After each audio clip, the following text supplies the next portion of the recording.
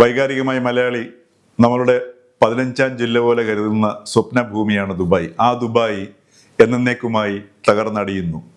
ആ ചിത്രമാണ് നമ്മുടെ മുമ്പിൽ ഇപ്പോൾ പശ്ചിമേഷ്യൻ യുദ്ധത്തെ തുടർന്ന് അനാവരണം ചെയ്യപ്പെടുന്നത്. കാരണം 2% മാത്രമാണ് ദുബായ് എണ്ണയിൽ നിന്ന് വരുമാനം ഉണ്ടാക്കുന്നത്.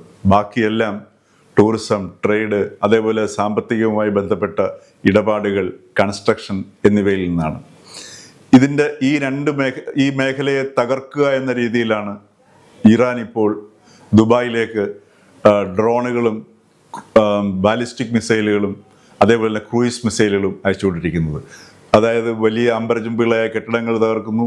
അതോടൊപ്പം തന്നെ ഫിനാൻഷ്യൽ സ്ഥാപനങ്ങൾ, അതായത് 290 ബാങ്കുകൾ, 102 ഹെഡ്ജ് ഫണ്ടുകൾ, 500 വെൽത്ത് മാനേജ്മെൻറ്റ് സ്ഥാപനങ്ങൾ, ഇവയെല്ലാം ദുബായ് കേന്ദ്രീകരിച്ചിട്ടാണ് പ്രവർത്തിക്കുന്നത്.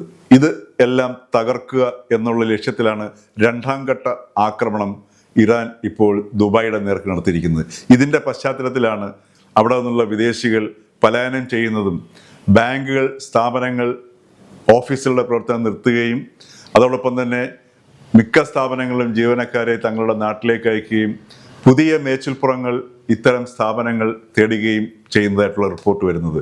അത് സിംഗപ്പൂർ, സൗത്ത് ആഫ്രിക്ക തുടങ്ങിയ സ്ഥലങ്ങളിലേക്ക് റീലൊക്കേറ്റ് ചെയ്യാനുള്ള ശ്രമങ്ങൾ ഈ സ്ഥാപനങ്ങൾ തുടങ്ങുകയും ചെയ്തു. കാരണം ഇനി ഒരു കാരണവശാലും ദുബായ് ഒരു സേഫ് ഹെവൻ അല്ല എന്നുള്ളത് ലോകത്തെ ധനികർ തിരിച്ചറിഞ്ഞിരിക്കുന്നു. ഇതുകൊണ്ടാണ് യുദ്ധം കഴിഞ്ഞാൽ പോലും ദുബായ്ക്ക് പഴയ അവസ്ഥയിലേക്ക് തിരിച്ചു വരാൻ പറ്റില്ല എന്ന് നിരീക്ഷകർ പറയുന്നത്.